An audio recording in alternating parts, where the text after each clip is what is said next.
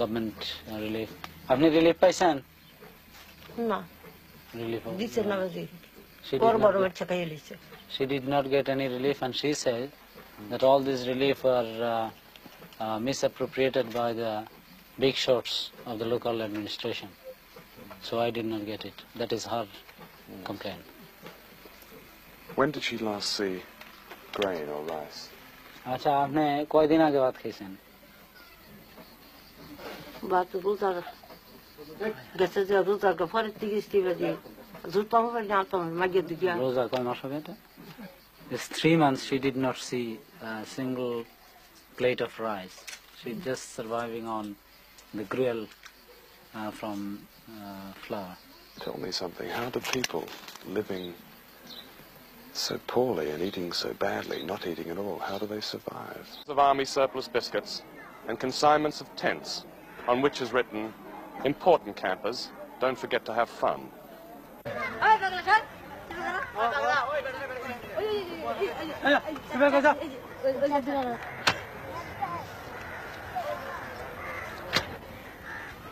On December the 28th, 1974, Sheikh Mujib declared a state of emergency in Bangladesh.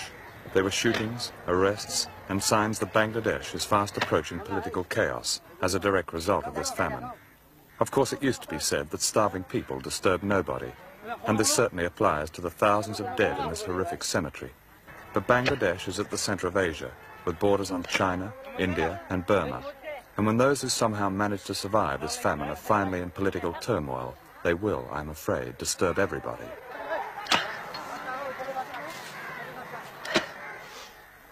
The people of Bangladesh may then at last assume a strategic value and disturb even Dr. Kissinger. They may even disturb the United Nations, which ignores its own charter by its meanness to Bangladesh, and the Soviet Union, which heaps so-called friendship on Bangladesh and little else, and Australia, which mocks Asia with cliches about partnership while its surplus wheat stays in its silos, and the so-called internationalist common market, whose behaviour toward the starving of Bangladesh is that of a mean little burger. And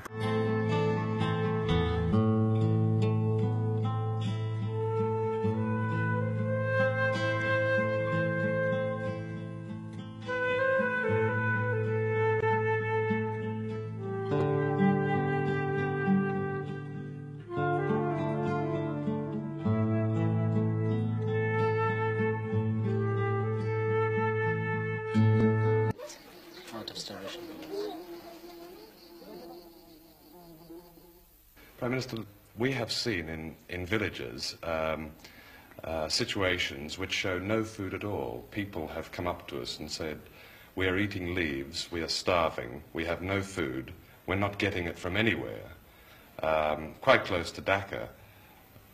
Why should this be so? You see, that is the, some of the places this happens, but we have our open, free kitchen everywhere. The people are welcome to come there. And they have come. And our camps, still we have not closed our camps. Of course we have closed, we have not closed the camps. The people have started working in the fields now. But of course this trouble is there. Such a serious flood and serious famine. We have not suppressed the news. We have already declared in the parliament that around about 27,000 people have died by starvation and by disease. We have not hid anything from anybody. It's a fact, natural calamities. It seemed much worse than I expected in August. I've seen outside relief camps people being turned away because the camps are full. Granted that you have set up these grill kitchens, but it seems that many, many people, perhaps tens of thousands of people, are simply not getting food in this country. It's not correct. সেই পরিকল্পনা নিয়ে তারা ব্যস্ত রয়েছে। আজকে স্পষ্ট করে একটি কথা বলতে চাই, ৭২-৭৫ শাসনামল সে তো দারিদ্র্যের তীব্র পশাঘাতে জর্জরিত হওয়ার শাসনামল। সে তো প্রতিটি মা বোনকে ৭২-৭৫ শাসনামলে বাসন্তী বানানোর ইতিহাসের শাসনামল। মা তার সন্তানের ক্ষুধা মিটাতে না পেরে কচুর লতি সিদ্ধ করে তাতে বিষ মিশিয়ে সপরিবারে সেদিন আত্মহত্যা করেছিল। পত্র পত্রিকার পাতা খুললেই আপনারা সেদিন দেখবেন। তাই তো রফিক আজাদ বলেছিল, ভাত দে হারামজাদা, নইলে মানচিত্র খাবো। মাননীয় স্পিকার, নারী নির্যাতন এত ব্যাপক আকার ধারণ করেছিল যে ৭২-৭৫ শাসনামলে কোন যুবতী মেয়েকে নিয়ে মা তার মেয়েকে রাতের বেলা নিজের ঘরে থাকতে পারতো না। মুজিব বাহিনীর তাণ্ডবের অত্যাচারের অতিষ্ঠ হওয়ার কারণে রাত নাবার সাথে সাথে মা তার যুবতী মেয়ের হাতটি ধরে জঙ্গলে আশ্রয় গ্রহণ করত। মাননীয় স্পিকার, শুধু এখানেই শেষ নয়, ১৯৭৪ সালে শান্তি সেনের স্ত্রী অরুণা সেন, পুত্রবধূ রীনা সিনহা এবং হনুফাকে যেভাবে অত্যাচার করা হয়েছে, হালাখোকা চেঙ্গিস খানের বর্বরতাকে সেদিন ম্লান করে দেওয়া হয়েছিল। যুবক ছেলেরা যাতে প্রতিবাদ করতে না পারে, রাতের বেলা রক্ষী বাহিনী দিয়ে বাড়িতে বাড়িতে তল্লাশি করা হয়েছে। রক্ষী বাহিনীরা যুবক ছেলেকে রাতের বেলা ধরে এনেছে, আর দিনের বেলা তাদের লাশ যেখানে সেখানে তাদের বাবা মা দেখতে পেয়েছে। আজকে কথায় কথায় যারা বলেন যে জিয়াউর রহমান নাকি বাংলাদেশে খুনিদের খুন করেছে, আজকে তাদের উদ্দেশ্যে বলতে চাই, ৭২-৭৫ শাসনামল তৎকালীন পত্রপত্রিকা, বিদেশি বিশেষজ্ঞদের, জার্নালিস্টদের যদি মন্তব্য করেন, নিজের চেহারাটা আয়নায় আপনারাই সত্যিকার অর্থে দেখতে পাবেন যে ৭২-৭৫ সালে কারা বাংলাদেশে খুনের রাজত্ব কায়েম করেছিল। মাননীয় স্পিকার, আজকে প্রশ্ন করতে চাই, ১৯৭৪ সালে ১৬ই মার্চ জাসদের গুলিতে, জাসদের মিছিলে গুলি চালিয়ে সেদিন ৫০ জন জাসদ নেতাকে হত্যা করা হয়েছিল। শুধু তাই নয়, জাসদের অফিসে সেদিন আগুন ধরানো হয়েছিল, তাদের পত্রিকা গণকণ্ঠ সেদিন সিজ করা হয়েছিল। ঢাকা বিশ্ববিদ্যালয়ে ৭ জন মেধাবী ছাত্রকে মেশিন গানের গুলিতে সেদিন নিশ্চিহ্ন করেছিল কার শাসনামলে? মাননীয় স্পিকার, আপনাকে প্রশ্ন করতে চাই, আমি প্রশ্ন করতে চাই, ১৯৭৩ সালে পাবনার জেলখানা থেকে ৫ জনকে রাতে অন্ধকারে দ্বীপচরে নিয়ে যে নির্মম নিষ্ঠুর ভাবে হত্যা করে বাংলাদেশের ইতিহাসে প্রথম জেল হত্যার ইতিহাস কারা সৃষ্টি করেছিল? মাননীয় স্পিকার, আজকে প্রশ্ন করতে চাই, মাননীয় স্পিকার, আপনার মাধ্যমে সরকারি দলকে সমগ্র বাংলাদেশে আওয়ামী লীগ দুঃশাসনের বিরুদ্ধে, আওয়ামী লীগ দুঃশাসনের বিরুদ্ধে সমগ্র বাংলাদেশে জাসদ নেতা কর্মীরা সেদিন প্রতিবাদ করেছিল।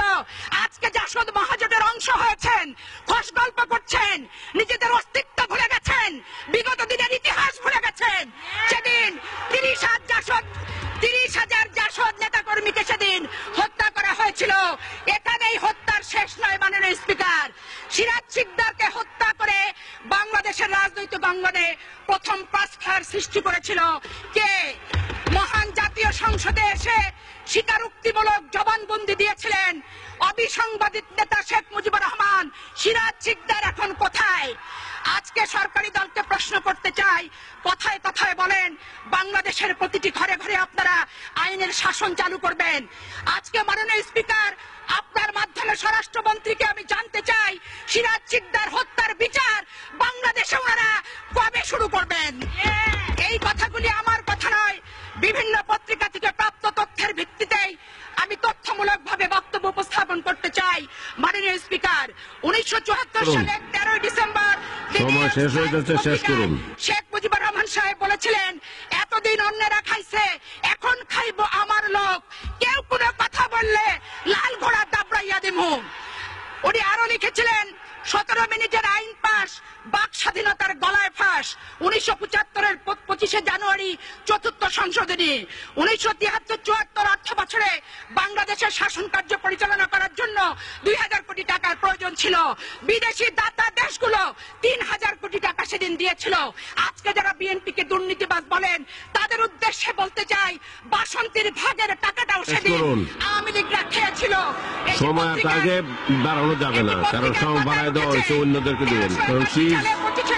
বিশেষ করুন, ইত্তেফাকের হেডলাইন ছিল ৩,০০০ কোটি টাকার বিদেশি সাহায্য কোথায় গেল? ১৯৭৪-এর ২৮ ডিসেম্বর গার্ডিয়ান পত্রিকার শিরোনাম ছিল, ঢাকা বিশ্বের সবচেয়ে ভীতিপ্রদ একটি শহর। মাননীয় স্পিকার, ১৩৭৪ সালে ১৮ ফেব্রুয়ারি গার্ডিয়ান শেষ করুন। পত্রিকার শিরোনাম ছিল বাংলাদেশ মুজিবের তৈরি একটি বিপর্যস্ত এলাকা। এই ছিল শেখ মুজিবের সোনার বাংলার ইতিহাস পত্রিকার ভাষায়। মাননীয় স্পিকার, 1974 22 সেপ্টেম্বর শেষ করুন। সানডে টাইমসে লেখা হয়েছিল বাংলাদেশ আজ দেউলিয়াত্বের পথে। 1973 সালে 5 জুলাই ইত্তেফাকের শেষ করুন। ধন্যবাদ দেন আমার। প্রীতির মহামারী। মাননীয় স্পিকার, এটা সঙ্গে কুচে আর বাড়ানো যাবে না। জি ধন্যবাদ মাননীয় সদস্য, আপনাকে ধন্যবাদ। এখন মাননীয় সদস্য জনাব খান